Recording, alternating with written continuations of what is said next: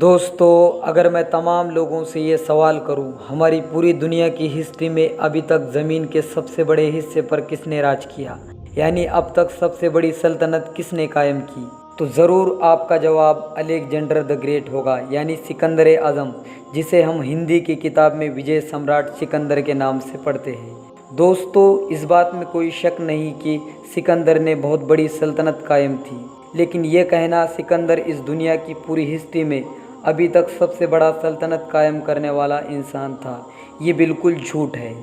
बल्कि सच्चाई इसके बिल्कुल उलट है, क्योंकि इस्लाम के इतिहास में ऐसा महान योद्धा मौजूद है जिसने सिकंदर से भी ज़्यादा इस ज़मीन के हिस्से पर राज किया था, यानी सिकंदर से बड़ी सल्तनत कायम की थी, यानी सिकंदर से बड़ा साम्राज्य कायम किया था।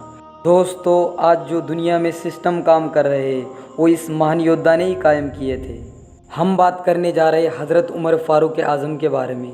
दोस्तों, सच में ये महान योद्धा थे, सिकंदर से भी महान थे। आज हम इस वीडियो में जानेंगे। हमें सबसे पहले सिकंदर के इतिहास के बारे में जानना होगा। दोस्तों, हमें बचपन में पढ़ाया गया था मकदूनिया का अलेक्जेंडर 20 साल की उम्र में बादशाह बना था और 23 साल की उम्र में मकदूनिया से निकला। उसने सबसे पहले यूनान फतेह किया, उसके बाद वो तुर्की में दाखिल हुआ, फिर ईरान के दारा को शिकस्त दी, फिर वो शाम पहुंचा, फिर उसने यरूशलेम और बाबुल का रुख किया, फिर वो मिस्र पहुंचा, उसके बाद भारत आया। भारत में उसने पोरस से जंग लड़ी, अपने प्यारे घोड़े की याद में फालिया शहर आबाद किया, मकरान से होता हुआ वापस का सफ़र तय किया। रास्ते में टाइफाइड हो गया और 323 ईस्वी में 33 साल की उम्र में बख्तनसर के महल में उसका इंतकाल हो गया।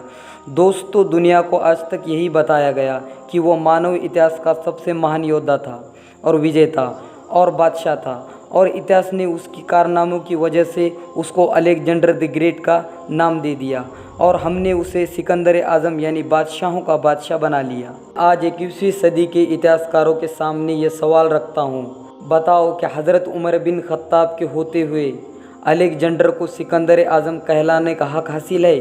दोस्तों, मैं दुनिया भर के इतिहासकारों को सिकंदर आज़म और हज़रत उमर फारूक आज़म के विजेताओं और कारनामों की तुलना करने की दावत देता हूँ। दोस्तों, आप भी सोचिए, अलेक्जेंडर बादशाह का बेटा था, उसे विश्व के बेहतरीन लोगों ने घुड़सवारी सिखाई, उसे अरस्त जैसे उस्ताद का साथ मिला, और जब वो 20 साल का हो गया तो तख्तो ताज सोने की थाली में सजाकर पेश कर दिया गया।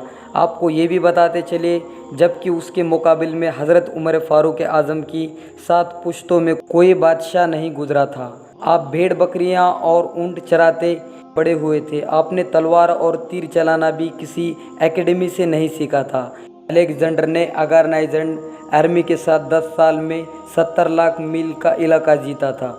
दोस्तों, हैरान करने वाली बात यह है कि जबकि हज़रत उमर फारूक आज़म ने आर्मी के बगैर 10 सालों में 22 लाख मुरब्बा मील का इलाका जीता था, और उसमें रूम व ईरान की सुपर पावर शक्तियाँ भी मौजूद थी। आज के सैटेलाइट, मिसाइल और परमाणु बम और पनडुब्बियाँ के दौर में भी दुनिया के किसी हुक्मरान के पास इतनी बड़ी सल्तनत नहीं है जो हज़रत उमर ने न सिर्फ ये घोड़ों की पीठ पर जिताया था, बल्कि उनका शासन भी बहुत ही कामयाबी के साथ चलाया था। अलेक्जेंडर ने अपने जीत के दौरान कई जनरलों का कत्ल करवाया और कई कमांडरों और फौज और जवानों ने उसका साथ छोड़ दिया, उसके खिलाफ बगावत भी किए थे। दोस्तों, आपको जानकर शायद हैरानी होगी, भारत में उसकी फ़ौज ने आगे बढ़ने से इनकार भी कर दिया था, लेकिन हज़रत उमर फारूक आज़म के किसी साथी को उनके हुक्म से इनकार की ज़रूरत न हो सकी। वो ऐसे कमांडर थे कि उन्होंने ठीक मैदान जंग में दुनियाए इस्लाम के सबसे बड़े सिपह सालार हज़रत खालिद बिन वलीद को निलंबित कर दिया, और किसी को इस हुक्म के खिलाफ चू करने की भी हिम्मत नहीं हुई। आपने हज़रत साद बिन अबी वक्कास को कूफे की गवर्नरी से हटा दिया, हज़रत हारिस बिन काब से गवर्नरी वापस ले ली, मिस्र के गवर्नर हज़रत अमर बिन आस का माल जब्त कर लिया, और हमस के गवर्नर को वापस बुलाकर मोटे ऊनी कपड़े पहनाकर ऊंट चरवाए, लेकिन किसी को भी इनकार की हिम्मत न हुई। आप इस्लामिक हिस्ट्री उठाकर देख सकते हैं। दोस्तों, इसके आगे की जानकारी अगले एपिसोड में बताएंगे।